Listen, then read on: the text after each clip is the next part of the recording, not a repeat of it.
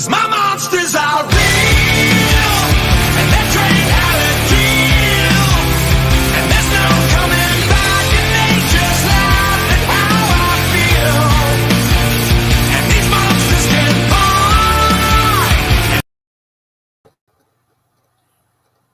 All right, what up, guys? I am back. We have going to do a show tonight. I know it's a little late. Well, 8 o'clock ain't too late. Hopefully not too bad for everybody. I was hoping I was going to do a 2-hour show, but it kind of had to postpone the 2-hour, but we're just going to have an hour show. I actually got from our Squatch out, got hooked up with an old friend that showed up, was able to come and came and see us and listen to the stories at the Squatch out and everything. He actually was one of the participants when our first so-called Squatch out, and where everything kind of started the craziness in a way, if you want to say it. And he also has a YouTube channel, so we'll get that up here soon and let you guys hear about that one. Make sure my battery up. Make sure you guys to, as it says right here, it goes across right there. And yes, my fingernails are black for my wrestling. They are black because I am the alpha. So that is something that goes with my costume. I usually just let it wear off or redo it. It just depends on what it is. And hopefully my hair looks black in the TV, so that's the video or computer here, so that's good. It's actually blue for some reason. I got to thank my wife for that one. She kind of did that one. Let's see who's in the comments. Oh, there's Kelsey. We'll get some more in here. I think Bobby was in here earlier, or actually commented a couple of days ago. But I've been trying to get it going, and I've had to postpone it because of work, and it's been crazy. Also go on, if you want to go follow me on also Bigfoot and Things on TikTok, you can follow me there. You also can follow it. It also has an Instagram for it. I've got a few more videos up for that, and I got to upload a new one. Also, I got to wait 6 months to fix my name on the Facebook because my wife kind of did that one. So she's actually, y'all guys give definitely say prayers for her, and she's actually on the weather. I'm hoping I'm kind of under the weather, but not bad. The little one, the redheaded stepchild, she's up in the bed right now. She's passed out probably. She actually had it first. But if you go to the Bigfoot and Things, which is called, what is it called again? I think it's fake book face walls or something like that. We got to change the name. But it's all right. But if you go and if you actually look it up, you can look this up right here, Bigfoot and Things, for the Facebook group. There is a group on the back side of that that you can join up. Just join it up. I'll try to do videos and things on that too. And guys, also definitely hit your thumbs up. You also, if you want to hit me up and holler at me, you can hit me up right here. Well, is it going to do it? Yeah, right there on the bottom. Tennessee Bigfoot Watcher at gmail.com. I do get the emails. They do hit me up. I don't know. Getting text from my newly daughter-in-law. Let's see who else we got here. Backwoods Crips is on here. It's my buddy Greg. He's actually going to get, if you actually look it up, Backwoods Crips right there, Cryptids. He is trying to start his own little YouTube channel. So, guys, if you're going to go over there, give him some little love and help that man out. He's cool. He's he's my hillbilly librarian. So you definitely can go check that out. Our guest tonight, like I said, was one of our. He was actually on the show for Mandible, and he was actually helped. I would say he actually helped us get Miss Janice Carter, which he is in close contact with Miss Janice Carter's. I'm hoping holidays comes around. She, I know she works a lot. Everybody's working a lot, trying to get, presents and, Thanksgiving coming up and all that's got to go in fact, but work has got to work. Some people just don't want to work. But she works and her daughter works. I'm hoping to. I would love to have another camp out with them. I'm hoping to plan on a trip up to my buddy's neck of the woods. I'll let him if he wants to give the area um, and do a little camp out up there. He's had a lot of things go on. He actually was the one that taught me and showed me about tree markers, and which is basically the trees in there drove into the ground, just standing, you random things. You'd be like, "Ah, it's nothing. It's just a stick growing out of the ground." No, it's a marker. Um, so, and he has, let's see here, he is backstage. So, guys, yeah, if y'all guys go in, check it out. He does have a YouTube channel. I will let him let y'all guys know. What up? We got that's someone else. So definitely, guys, subscribe, share, like. Like I said, we're back. I'm back. We're here. So without further ado, I got to bring my buddy on here. Let's get this going because y'all better get your popcorn ready. This man knows how to talk. He will talk you to death, but he's got great information about Bigfoot. He's had good sightings of, I think, recently Dogman. He just listen to the man. He's awesome. So without further ado, guys, we're going to bring Mr. William Henry on. Goes by Ninja Dave on YouTube channel, I believe. He'll correct me in a minute. So we're going to bring him on. Howdy, everyone. Hey, buddy. Great to be on tonight. I'm excited. Got a lot to talk about. You had to pardon me. I had to cook late dinner, so I am going to be enjoying their stories. That sounds great, man. But yeah, guys, tell us when, I guess, to start out. Hey, old bear. Old bear is on here. Oh, Dan. Hey, Bear. Howdy. All right. Yes, yeah, dude. I'm married with daughters. Yeah. All right. Tell us a little bit about you, William, and let the audience know who you are. And if you want to tell them your area, you don't have to, like I said, or Well, your YouTube channel. I'm in Tennessee also. I'm up here in Knoxville, a little bit further north and east of you guys, and it's all pretty much the same area. It's part of the Appalachian mountain chain that Bigfoot seemed to follow. They seem to navigate along these ridges. One of the nicknames of them actually is Ridge Runners. I heard of Ridge Runners when I was in high school, but never knew it was Bigfoot. I just thought that was something people did, run the ridge tops, Ridge Runners. But, it was, I guess back years ago, I watched one of you guys' videos and saw you where you found some footprints down in this creek bottom. And, you start off with maybe a theory or you form a hypothesis about certain aspects of Bigfoot. And one of the things that I've always known is that you got to have like 3 keys to survival. You got to have food, you got to have water, you got to have shelter. But I'd always thought, this theory that they were close to water. And I noticed that those footprints that you guys were finding were kind of dried up creek bottom where it looked like a marshy, muddy area. It's real hard to find footprints in the woods. But if you look in those areas where it's muddy or stays damp quite a lot, oftentimes you'll find footprints near, a water source or a creek or even alongside a riverbank. You'll find track impressions from them, bare footprints, and right away that it's not children's prints. And I noticed the tracks that you guys were finding were real similar to ones I'd seen. Now, they weren't overly large, but they weren't little tracks either. They were kind of like 8 to 10 inch size tracks. And that's typically a lot of the tracks that I find running around. And I think they're the ones that's actually out hunting and gathering and probably chasing the game, they're the bigger ones that are either underground or stay hidden or will come out at night when it's safe for them to be more active. But I think a lot of the sightings, even in the daytime, are of these younger Bigfoot that get out there and like to run around. Yeah, that's the secret to finding Bigfoot. Yeah, it really is. But I noticed watching your video there that there were ground stick signs there.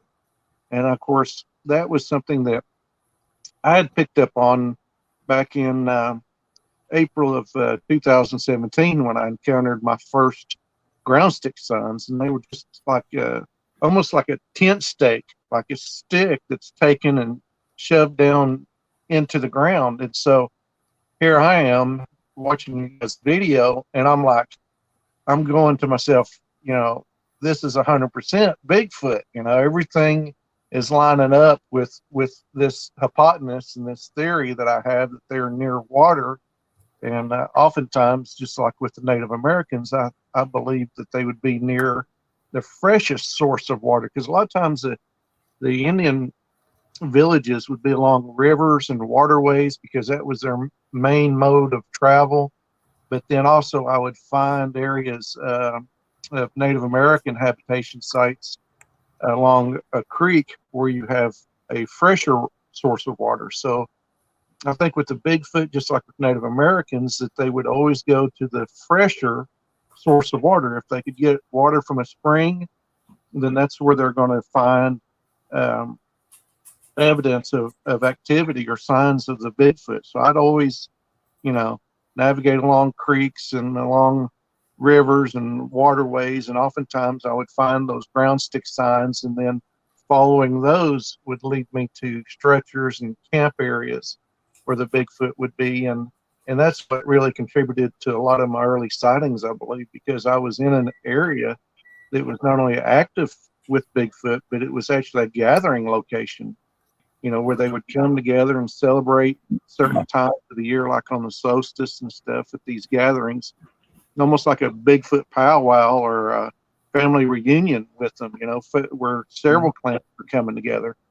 And I found quite a few of these large teepee structures and signs to go along with it. But one of the things that would always just drive me crazy is when people say, well, how do you know Bigfoot makes structures? Nobody's ever seen them make one. And I'm like, well, that's true. But then there's certain signs you find with these structures that, it's not somebody with a chain and a come along that's hoisting, these huge logs suspended in air, or building these structures that the logs aren't rooted, that they're placed there. I mean, some of them are the size of like an entire tree, like a telephone pole size tree, and they're propped up, forming, these teepee leans and stuff. So I pretty much would look for the track signs as well, and follow those. But I'd oftentimes be close to water or clear water source. Not always for that. I'll be right back. Just go ahead and keep talking. I gotta go grab some food out of the oven for the kids. Yeah, sounds good. Yeah, but I knew you guys when you were down there in your research area that it was a legit spot, that you had Bigfoot there. Now I didn't know exactly where this place was, Frog Mountain, you called it on your YouTube video that I watched, but I knew immediately, first time I saw it, that you guys were legit, that you guys were really finding true signs of Bigfoot. And it backed my own theory that they would go to a fresh water source. They could probably drink water, rainwater out of a mud puddle, but I'm sure if they preferred to have a clean water, they would do the same as Native Americans. And that's where some of my early research connected the Bigfoot with Native Americans. Being at a lot of these Native American sites, noticing their keys for survival, how they would spend their winter camps on the opposite shore from the setting sun in the west, so that they would get the most light of the day. And I remember one encounter that I had, and I was thinking I was hearing, this Native American chanting at this one site. I didn't have a clue about Bigfoot back then, but it was a group of Bigfoot down there along this river at this native site, and how many of these native sites connect with the Bigfoot. And I would find even stone arrowheads and artifacts, and didn't really attribute it to Native Americans right away, because they weren't like known classified types. The arrowheads themselves can be put into different categories, like the style of flint knapping or the age in which they were made. typically you have Paleos, Otis, and then you go into Archaic, and then Woodland, then Mississippian, and then the Historic Age, which was right around the time of Columbus. But with the Bigfoot, I believe that they were here before, like the Cherokee in this region. And even the Cherokee talk about a people who were here before them that they referred to as the Moonite people. And then you get into a lot of interesting research that I've done that really backs up these theories of mine and these hypotheses that really, when you start putting the pieces together, they start fitting just like a puzzle, you know. And the key really was finding these areas of habitation, and from my previous research in artifacts and finding these campsites from Native Americans, I was in an area known by anthropologists as Adena culture, and I was looking for signs of Bigfoot in this area, but also wanting to connect the structures to this Adena culture, like a modern day campsite structure with, you know, some connection to the past at this location. And so I'm hiking on this trail right after having this Bigfoot encounter, and I hear this like incredibly loud knock, and it's funny how your mind really dismisses a lot of the encounters, a lot of the signs and stuff, and you think, oh, well, it's just natural, you know, the wind's blowing, you know, tree limbs naturally do fall in the woods, so you just kind of dismiss it and go on. But on my return path back, I find this broken point that has this fire damage, heat damage to it. It wasn't there along my path previous to this. So then I was able to pick up and connect that culture site with this ancient Adena campsite to the Bigfoot themselves. So, yeah, it's really, really interesting, you know, looking for these areas of shelter, like these cliffs and caves and overhangs. You know, the Bigfoot basically are living Native Americans, and there are hunting parties that go out, you know, from these cave and underground locations, following these creeks and streams and finding their track signs and finding these structures and kind of like decoding the structures, being in the woods with them even when trees are being moved around. I mean, it really annoys me, anyone who says that, well, nobody's seen them build structures, but yet that's true. But the point they're trying to say is they're trying to create doubt or cast an uncertainty when we can be certain of certain things. You know, we can know intuitively they've got to have food, they've got to have water, they've got to have shelter to survive. And it doesn't take a rocket scientist to figure out that they are the ones responsible for building these structures. Some of these structures would be incredible on a scale for even humans to make. I mean, you might be able to get your college friends together and you know, some ropes and some pulleys and try to orchestrate some type of hoax or some sort of a fake, you know, stretcher sign or even a survival type shelter. But some of them are so far incredible beyond that. It's like, well, what purpose would a Bigfoot have making these when oftentimes they're on a scale that that certainly a Bigfoot wouldn't be able to benefit any kind of form of survival with. I mean, you know, there's gaps between the logs, or there's clear signs of, you know, it wouldn't provide you with cover from snow or rain. At best, it might help protect you from a tree limb if it was to fall. And I think other than the comfort of like a Simon, the blanket, you know, kind of a comforting feel, it wouldn't offer you much protection even in the woods, other than maybe a psychological feeling of protection, but or shelter. But really, when I found these smaller footprints around the structure and inside of it, then I was able to gather that they were actually almost like a nursery area. And what I discovered was that the Bigfoot would come out at night from this underground location and they would gather different items from amongst the forest, whether it be like mushrooms or tree nuts or just foraging from the neighboring campground, whatever they can scavenge, off someone's picnic table, like a loaf of bread or some Halloween candy from trick-or-treaters. They would practice, their hunts and their stalks and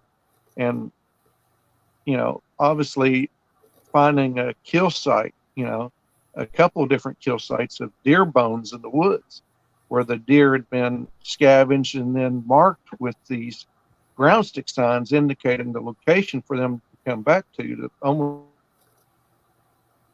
6 of the woods to the path as a nighttime navigation aid. So that's what I really discovered, a lot of these structure signs and learning how to recognize key important areas of habitation for the Bigfoot, like the shelters, the caves, the water, and a lot of times there's springs and stuff underground that they could have access to, and then the food, picking up on signs of other wildlife. Like a lot of times I'd encounter large cat tracks with the Bigfoot tracks, and one experience I had one night camping in a tent was hearing the sounds of this mountain lion being killed by the Bigfoot that were there. So you can imagine waking up in the middle of the night to the sounds of a cat scream, and it was like, you wake up suddenly, and then that sudden urge to have to pee hits you. You talk about having the pee scared out of you, literally. I had the pee frightened from me, but then not being able to use the bathroom because I couldn't just go outside the tent, hearing the sounds of this large cat right outside, just maybe 40 yards from where I was camping at. And the cat's cry like it's in this fight or struggle with something. Like at first you hear this, and then you hear this, and then it just stops like in mid-stride, like in the middle of the cat scream. You're listening to the Bigfoot running by your tent, like little tiny, like pitter patter footsteps, like almost like a squirrel running through the woods. Only, they're like in stealth mode running away. It's like they grabbed the cat and took off with it, and they had to have broken the cat's neck. That's the only thing I could come to conclude, because the next morning I tracked, looking for signs and looking for a struggle, and all I could see was gravel in the driveway that were disturbed places, and not a drop, not an ounce of blood. So to me, I was like, they snapped that cat's neck. They grabbed it, got a hold of it, and dispatched it quickly, And I don't know if they were doing that because of me camped there, like protecting me from the cat, but I know I was in the woods with that cat. I know I was tracking signs of it, and I know I found, fresh signs of that mountain lion in the area. And up to the point, I assumed, well, perhaps the Bigfoot have, like this theory I had, that they have pets. I thought, well, maybe they've got them a pet cat also that hunts with them. And in this area that I was in, I wasn't really that keenly aware of the dogmen. That was something that, I'd heard of, but I hadn't experienced at that time. I hadn't really discovered anything of them, and in the few structures of the dogmen that I'd found, I just had assumed that it was all Bigfoot signs, that everything that I was finding in this area was all Bigfoot, because that's what I'd had sightings of there. And meeting Janice Carter, you mentioned, she really was the one that talked to me about those structures and said, those aren't Bigfoot. Bigfoot do not make those. Those are made by the dogmen. And I was like, oh, wow. So finding this large canine, hey, Sharon, how are you? It was really an impressive track sign. This print, it was about the size of a horseshoe track, and smaller canines like pups with it. And so at the time, I'm thinking, like, what is this, some kind of like dire wolf in the woods here? No. Like a giant wolf or a large dog, like a, like a Great This, Dane. I mean, I'm thinking, you know, is this when you first discovered the getting a sighting with the dog man? Janice well, went with you up there it, and seen. it didn't happen until years and years later. Like I became aware of the possibility of the dog man before I ever had a sighting of one. I even had an encounter, a dog man encounter with Janice Carter when we were researching an area in South Carolina together. And we went out one night to look at the stars through my night vision goggles. And we interrupted this hunting party between a group of Bigfoot and dogmen. And this sound of this like dogman came rushing in. And it didn't so much frighten me then as it did just this thrill of anticipation of a sighting and this encounter where I was so mesmerized by it I was frozen, like I literally couldn't move. And Janice, she was yelling at me to get in the truck.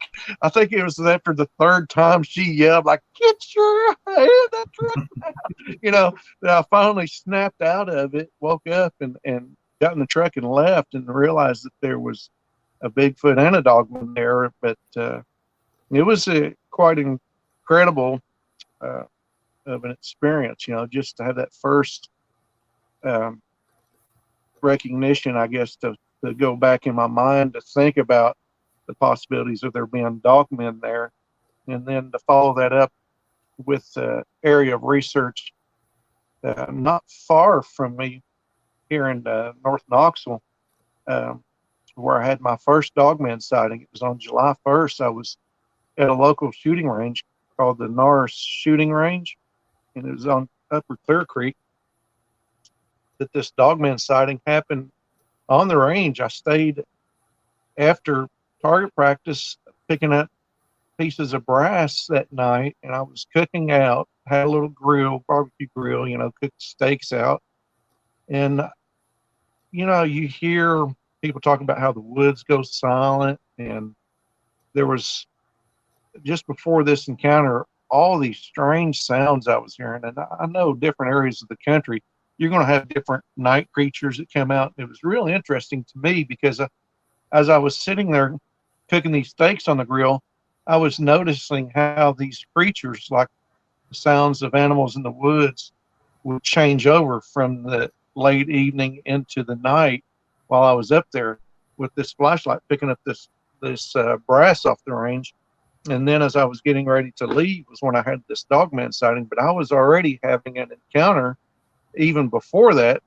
And like we can go deeper into that too, like the idea of having uh, hip, uh, hypothesis, and theories and different things. But if you start really looking into the ideas that these things are more cognitive and aware of us in a lot of ways, and a lot more advanced than what we give them credit for. Even the ancient people, you know, the building of the pyramid still fascinates me as to how people 5,000 years ago could build something that still exists to this day. You know, something that survived floods and earthquakes, and yet we think of it as being primitive or built of stone when really it's quite advanced. You know, but beyond that, with the Bigfoot and with even the dogmen, you know, their advanced abilities, you know, telepathic abilities, somehow able to connect with them. Like I was having this mind speak encounter with what I assumed was Bigfoot. Like I heard Bigfoot there. I was even aware of something walking in the woods while I was there. And your mind, I don't know, you don't necessarily want to jump to conclusions, but your mind really does jump to conclusions. Like my mind jumped straight to, oh, it's just nothing but deer. You know, it must be a couple of deer walking through the woods when both of them come upon me, recognize that I'm there, and they suddenly stop. Like, you know, deer just don't suddenly just walk up and then both parallel to you stop in the woods. You know, that's just not typically something you would think Right. a deer would do. You know, they're too busy foraging and going on about their way and about their own business to give much thought of you. And even up on that rifle range, I've seen deer walk right across the range, like in the middle of people shooting and everything else. Like they just, you know, they're fearless, fearless deer, almost like a hearing shoot at them. But yeah, It's like when we go out to the battlefield, we always I pay attention to the deer. yeah. And now they have the fields cut. You can see the deer pretty good near the edge of the things. You kind of get how they react to if they know something's there that shouldn't be, or it could be a predator. When they see a human, they're like, okay, we see you, you see us, we're going back to foraging. But then we see them stop and look and freeze and be looking straight at us. And I'm like, okay, they're hearing something behind them, looking where we're coming from. Something's, tricked their attention. Well, this area up at North Tennessee, it used to be known for having hundreds of deer, that would come out in the late evening and forage down in the grassy fields and stuff. And people would drive by and stop and take pictures of them. Like my buddy and his wife and her grandmother, they would go there in the evenings and they would mark it on their calendars nightly how many deer that they would count. And there's several days on this old calendar where they'd see upwards of 100 deer, 95, 98 next night, 96. I mean, they were literally seeing 100 deer a night. And now you go there and you won't see a single deer. I mean, it has changed dramatically, and I think it's happened since the introduction in this area of these dog men. I mean, they have really moved into these habitat areas. I don't know whether the Bigfoot have moved on or what's going on, but it seems like there's definitely a presence of the dog men that's here now that wasn't or didn't used to be here. And like Janice, she had a sighting one night with me near this area. We'd stopped at this old church and gone up in the cemetery and found another one of these tree structures that's like a fork of a tree with all these tree limbs just shoved into it every direction. If you see that, because I think it was some kind of like a territory marker that they were marking it as their territory for these dog men. And I found on follow-up investigations, I found ground stick signs there too. So a lot of times, just like in South Carolina where we were at, there was both dog men and Bigfoot there together even, and they were even hunting together. They were even, cohabitating or co-mutual habitation there. And that was really interesting. That was a first for me to discover. And then this sighting where I was like telepathically, like speaking in my mind, looking at this plate of meat scraps, taking almost like a snapshot in your mind, like a photographic memory, like a picture, and then through telepathy, sending it out there, like saying, hey, this is for you. I'm going to leave it here in this bag hanging on this tree as I was getting ready to leave. And that's why I had that interaction and that sighting that night with this dogman, because it not only came in to get that food that I put there, probably smelling the food cooking from the grill, it's probably going to draw in a lot of things. And I was making a joke that apparently all you need to do to have a dogman sighting is just have A1 steak sauce. I mean, that was like a little joke I was telling people, friends of mine and people at work, but it was a lot more than that was happening that evening. Like I heard the chatter talk down on the road. I just kind of dismissed it as well. It's probably, people talking down there. And then as I'm leaving, there's no one there, and all right. From Backwoods Crips, which he does, he's studied up on quite a bit on the spirit fingers. With the Cherokee thing, that you're close to the area where they laid her to rest. Supposedly laid her to rest. Huh. That's interesting, because I just found a grave that was marked when I went back. Of course, after seeing that dog man, about time the fear hits me is about time I'm pulling in a driveway at the house after having this incredible sighting and connection encounter with it. at the time to realize that this sighting occurred literally right in front of my truck, and it was completely cloaked, and it almost like appeared out of like thin air. It just appeared visible right in front of my truck as I'm driving down the hill, and I stop, and I actually mind spoke because it appeared and then disappeared within just a few seconds. Like I only got to see a glimpse of it, and from what I could see, he was all black. He was a broad shouldered and narrowed at the waist.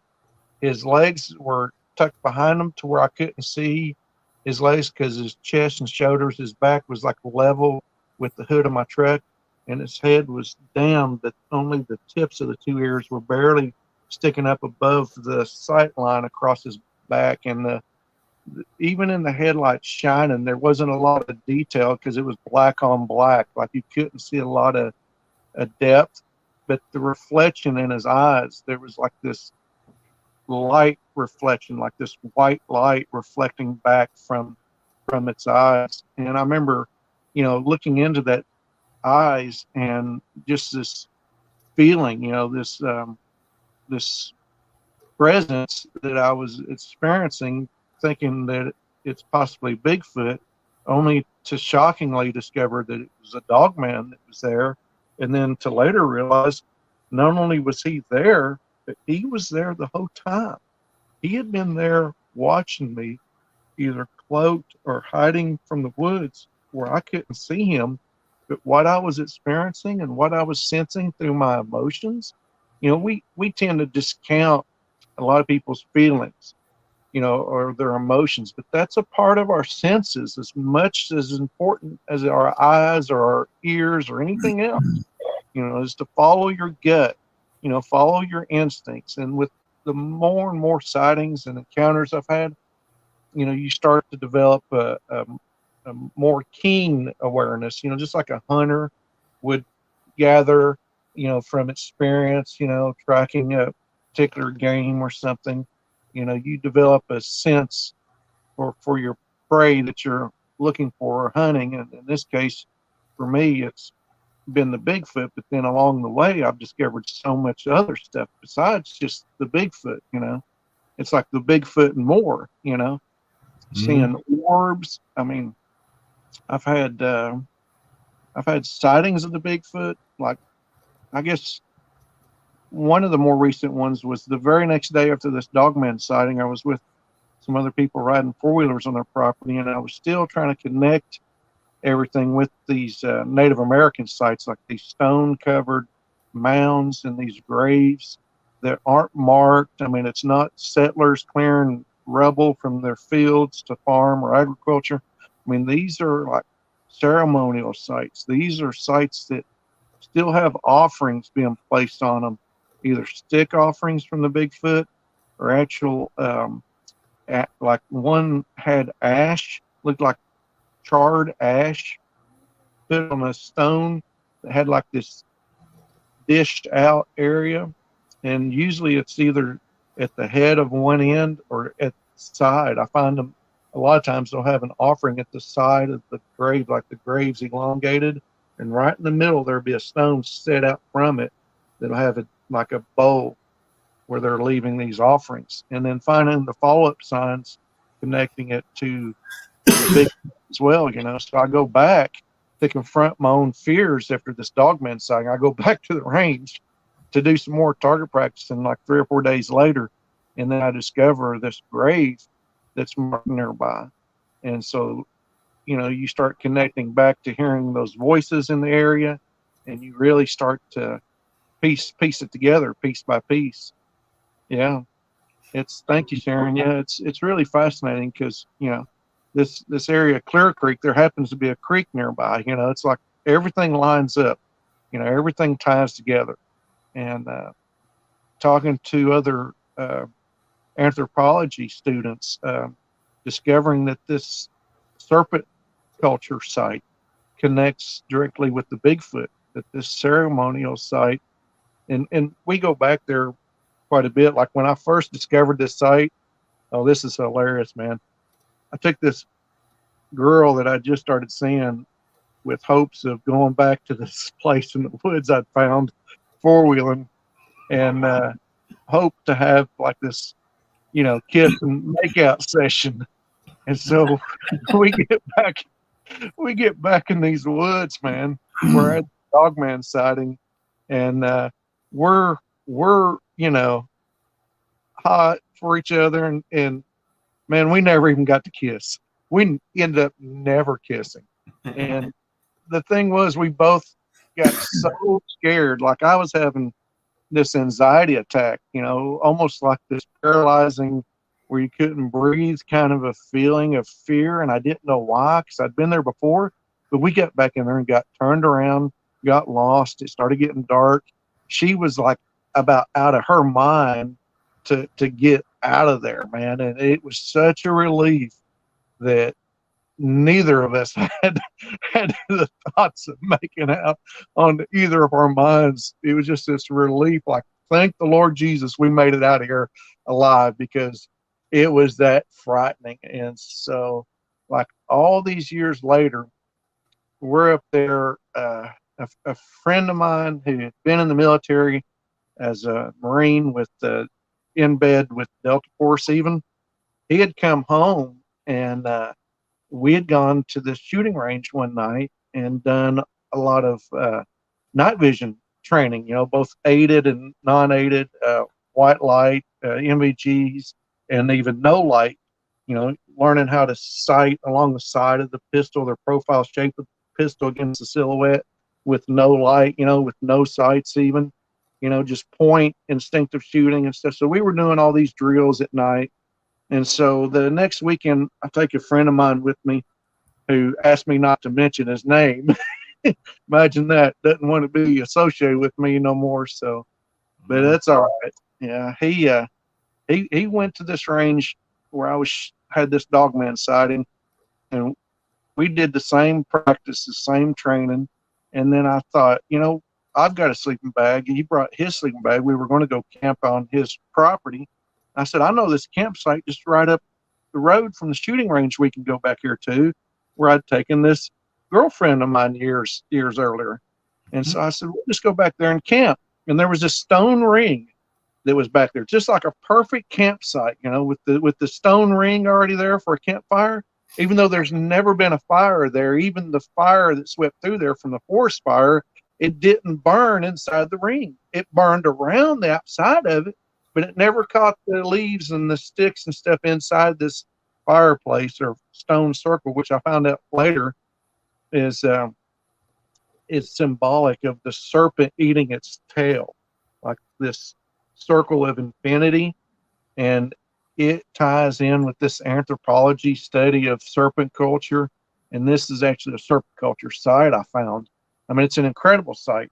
This place where I'd gone before and had this probably one of the earlier sightings of a Bigfoot, but I'm thinking it's so off the chart Bigfoot you don't even recognize it as being Bigfoot, because even this friend of mine said, Henry, you and I both know that what we saw that night wasn't anything of this world, because there ain't nothing in this world that can move like that.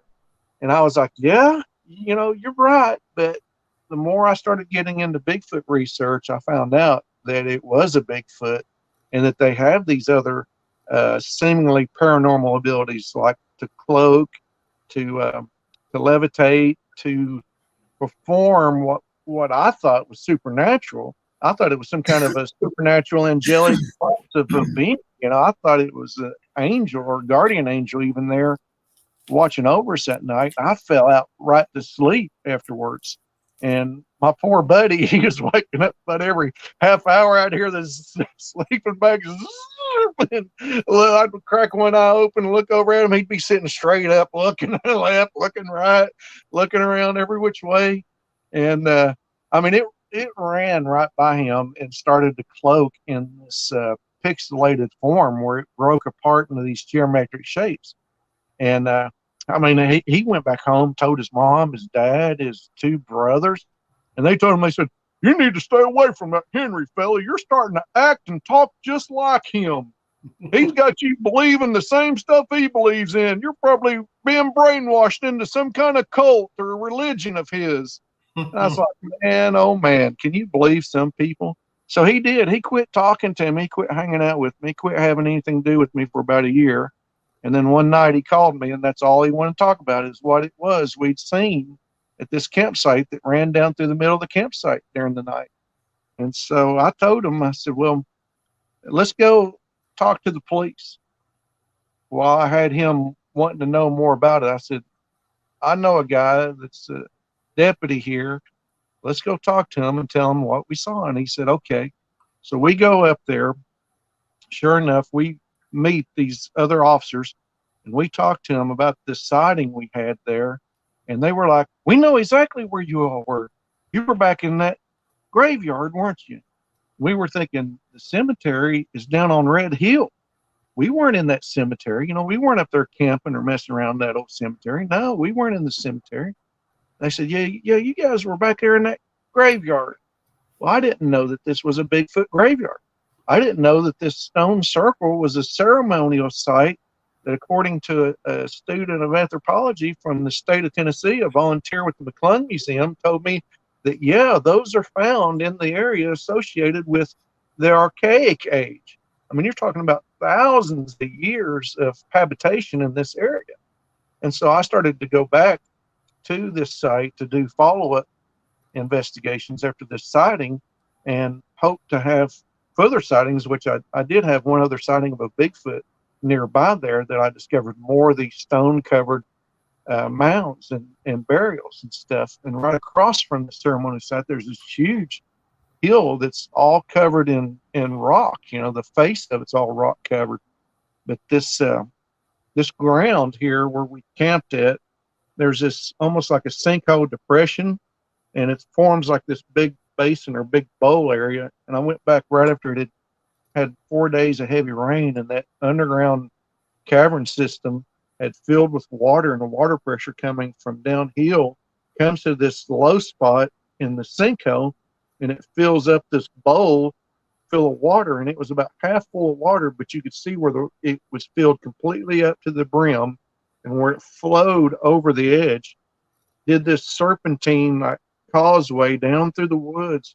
And then I noticed that the ground has been formed and contoured to shape the flow of the water from this feature so that it makes this serpentine twist through the woods, forming that serpent. And it's just like the Serpent Mound in Ohio, where you have the serpent that's eating the egg effigy or the cosmic egg symbology. So that's where, you know, you really get into a lot of the deeper research into like this ancient mysticism and the early cultures of these early inhabitants that were here before the Cherokee came, that were truly giants, like the Adena culture of anthropology.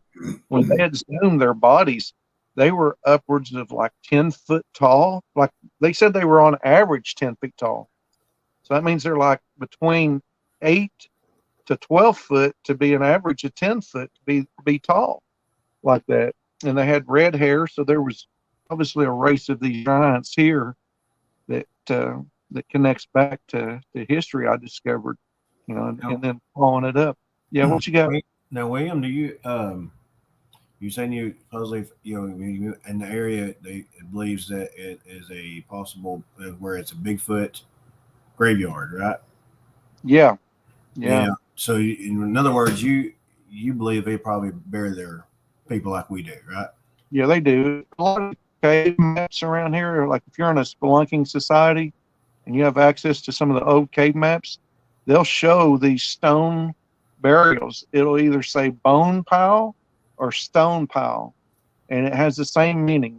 They're underground burials, and a lot of times the above ground burials will be covered with the stone as well. Yeah, it's really an ancient culture and stuff that predates the Cherokee in this area. So science considers them to be Native American, like the Adena culture and stuff, but I consider them to be a separate race of people from the Native Americans. I mean, I think that they're a much older race of people. I think they're a much more advanced race the people, because when Christopher Columbus came here, they did not find metal culture. These were primitive people. In fact, they called them savages, Indians, even, because they thought they discovered India. But there was no known metal culture here when Columbus discovered it in the late 1400s. However, in this Adena culture burial mounds, they found metal with these people that were giants. They found artifacts of like copper bracelets. They even found a brass breastplate at one location that had a Welsh coat of arms on it. So clearly the Welsh were here. And then you had this breastplate that was found in this Adena culture area along the Ohio River. It's about 15 miles north of Louisville on an island, and an identical breastplate found in Tennessee, also on an island.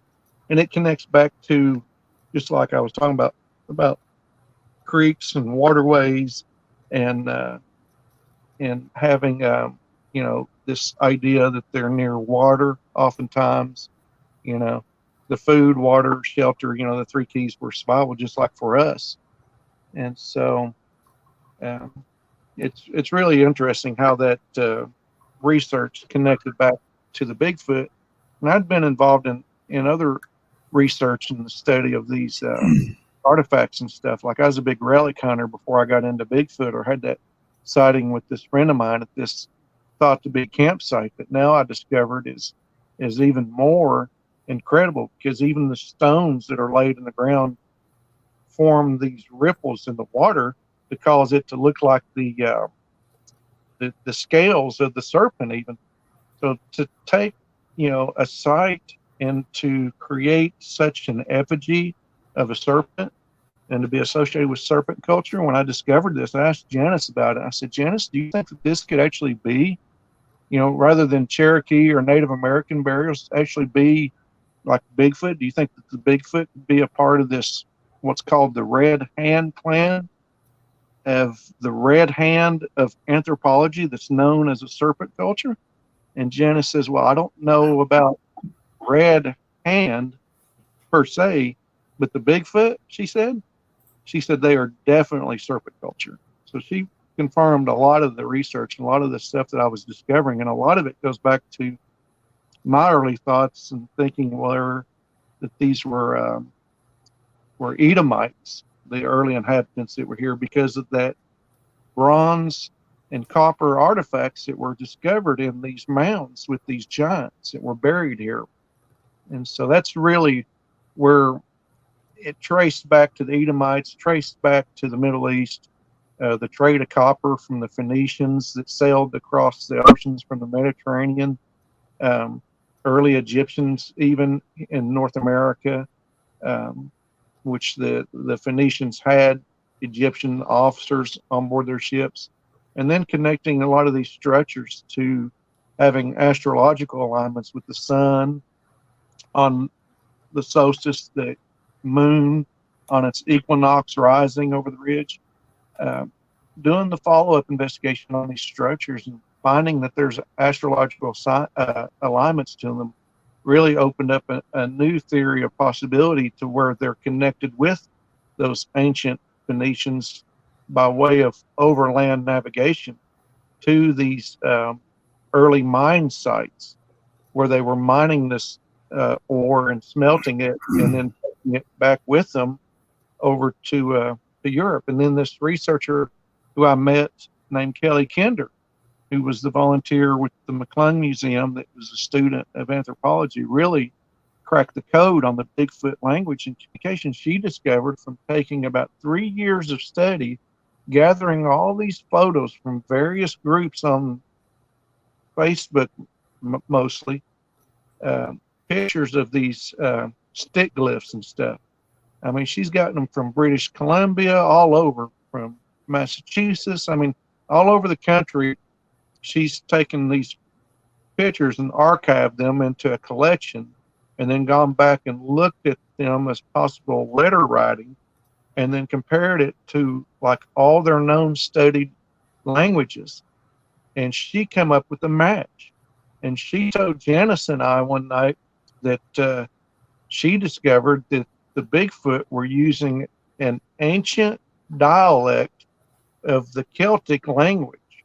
And that really was a big eye opener, discovering ancient Celts here in North America. And then, hearing that Alexander the Great had destroyed the Celtic fleet of 400 ships, and when they were in harbor, that's what ended the cross-continent trade until Columbus to North America, that there were already early people here before Columbus, like the early Welsh explorers that intermarried and mixed with the people that were here, these Middle East giants, these hairy descendants of Esau from the Bible, that is mentioned as being a hairy man, that also ties with the land of Edom, which is where the world supply of copper came from during the Bronze Age. So these Edomites became rich and built this ancient city called Petra, but then also found connections historically with them building the foundations underground of Rome. Before the city was established above ground, they built the city of Rome below ground. And so the catacombs of Rome and everything, is where these early hairy giants, habitated and came from. And you can kind of trace the dispersion from the land of Israel across Europe with the Neanderthals, which to me are hybrids. A Neanderthal is, to me, a modern human mixed with this race giants from Esau. It's almost like they're a half breed between a Bigfoot and a modern human, or if a Bigfoot mated with the human, their offspring would look like a Neanderthal. Maybe not quite as hairy, but having less hair, like a modern human, but then also having several of the features of the Bigfoot, like the eyebrow ridge and other notable features like the high cheekbones and stuff. But when I connected high cheekbones, high cheekbones, yeah. when I connected this gene of the early Welsh that were here linked to albinoism with the sighting of the white Bigfoot, then that really came full circle in the research and sightings of them to trace back that bloodline lineage, to what was referred to as Ammonite people that Cherokee called them. And then having sightings of their eye shine, where their eyes are literally glowing like a light. And I'm looking at it going, that's not human. That's not a human feature that we have, or an ability, or even some of the discovered supernatural abilities that they have, such as the ability to levitate, which would explain why track signs disappear. You follow a set of tracks in the snow, and then they suddenly come to an end.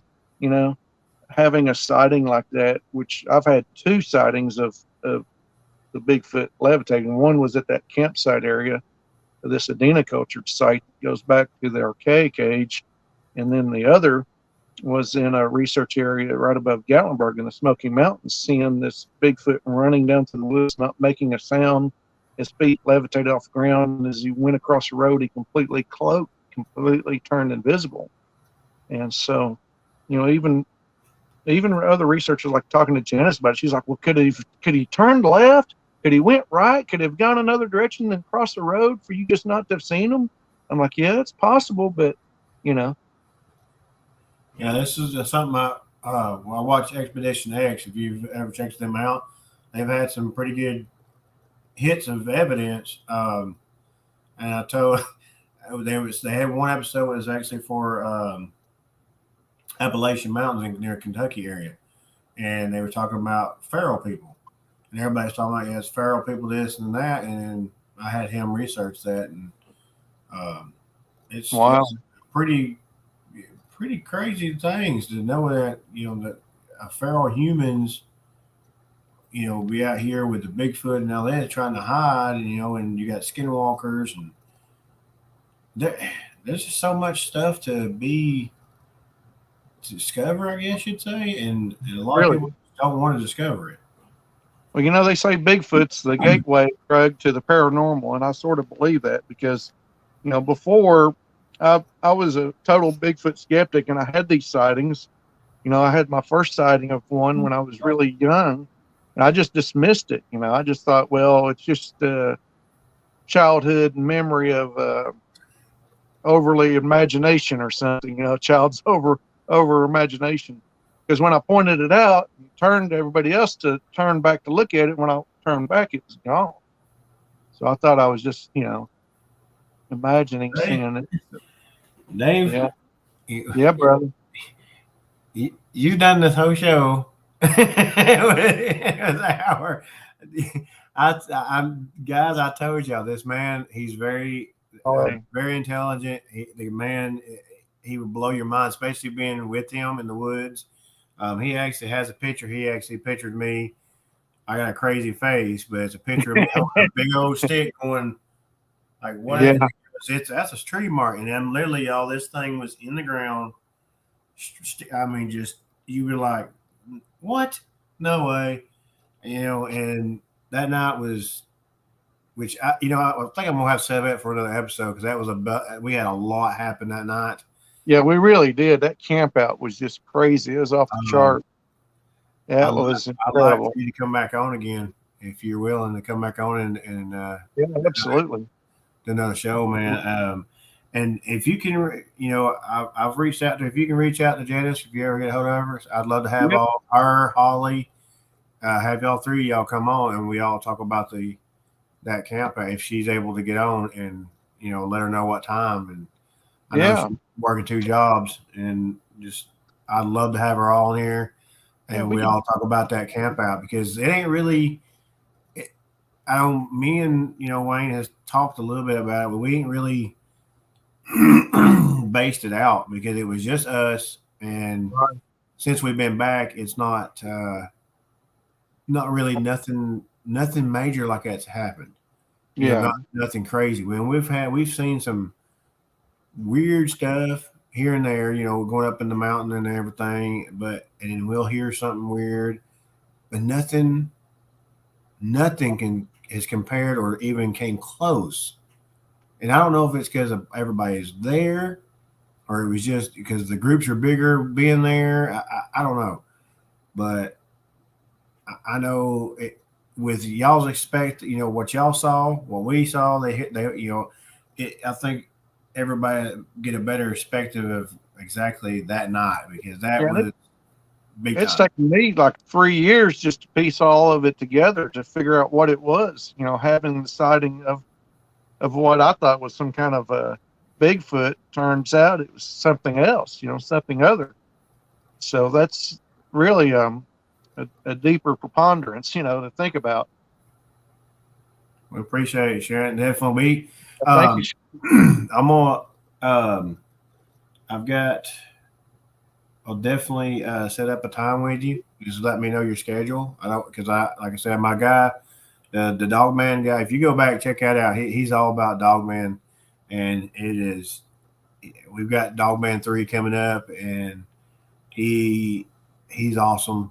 I think you would enjoy Yeah, learning more about the Dog Man because he goes a different way than what we think about him, yeah, and he's had the encounters up there because it's it's cool. Um, so yeah, man, I definitely want you back on. I'm glad to get you on tonight. It's yeah. an honor. I'm Uh, glad to get to talk and share about so much because there's so much more than just Bigfoot out there. It starts with Bigfoot, but that's you true. get into the paranormal, you get into orbs, you get into dogmen. There's other things out there as well. UFOs, aliens. I mean, there's so much out there. Well, It's that's the part show. of the unseen Bigfoot world. and things. That's why Yeah, it's called I mean, I yeah, even had my in the independence wrestling and trucking, and all that. Everything is all in a circle, and that's when I yeah, came up with just figuring Bigfoot and things. Which I added Jasper wall, so that was easier to find them instead of everything else. But yeah, man, definitely got to have you back on. It's an awesome. Reach out to her. I'd love to have her on the show. Her and Holly, if she's willing to come on, and we got it. I definitely want to get up there. I probably bring my buddy Greg and probably just a few other people will come out and have a good old time one weekend or something up there, and you take us to your area and lead the way. On a podcast show a couple of weeks ago, and she said that she would. I just asked her if she'd be interested in doing it, and she said yeah, she would come on and be on a show with me. She said that she couldn't do it, for the 2 weeks time, that she was busy up till then, but sometime in the future, she said she'd be willing to do it. So yeah, we'll get Janice and Holly both. Would be great. That would be great. I would love to have that and be a good, and we just talk about that night, and yeah, that'd be perfect. It'd be awesome. Yeah, man. Better have everybody there and get everybody's views on it and perspective too, and get to share about it. Exactly. That way everybody can actually fit. That's why I didn't so much touch on it tonight. I didn't want to spoil it. I didn't want to talk about more recent encounters and stuff that I've been having. But yeah, I found a structure right here at my house last weekend, man. I mean, just yards away from where I'd had a sighting of this pixelated form that ran around me one morning. So, I mean, there's stuff out here that, Bigfoot's just, scratching the surface on. But I'm glad I could share what I have from my own research, my own experience. So tonight, I appreciate it, man. It makes it go by quick. It goes by real quick, man. It does. You're more welcome to stay behind the stage, or you can go, or however you want to do it. Final thoughts, final words. You want to tell the viewers your final thoughts on things and Bigfoot, or however you want to end it.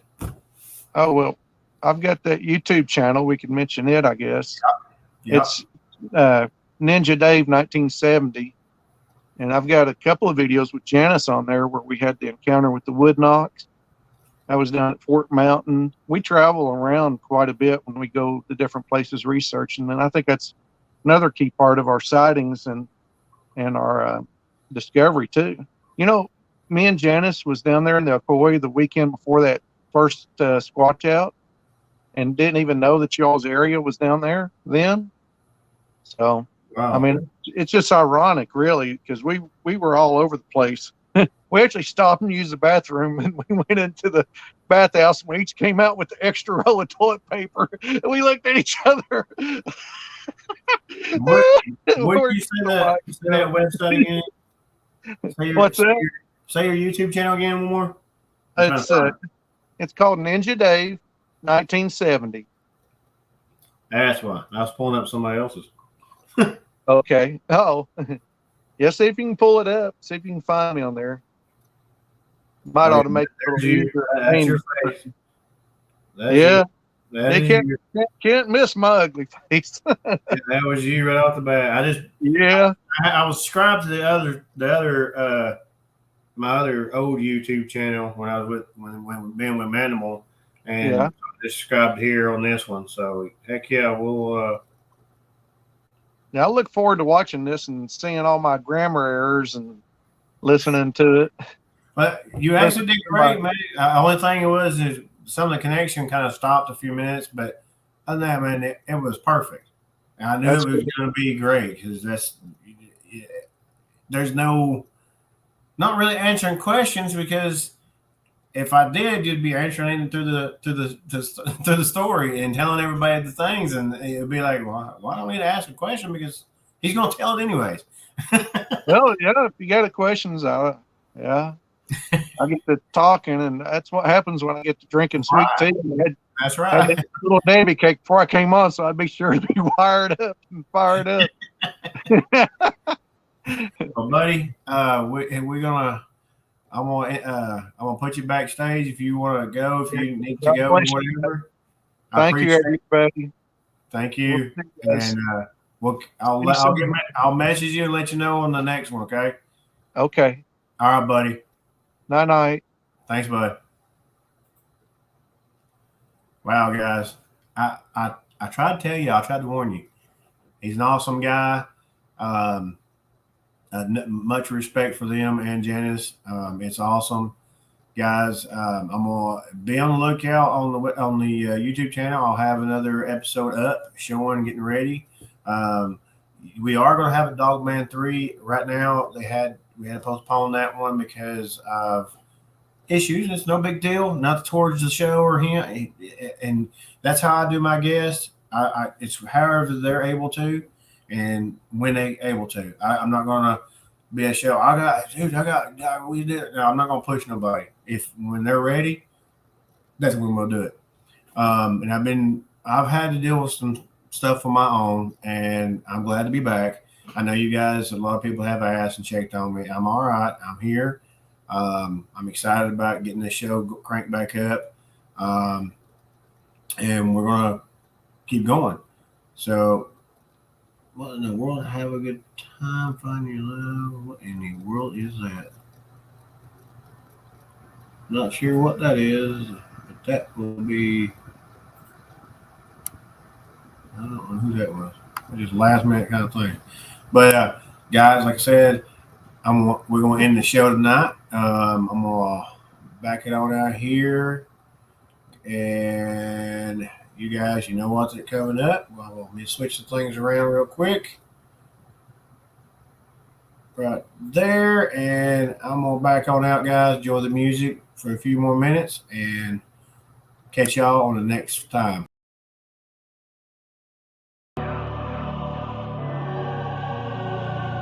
Looking at me,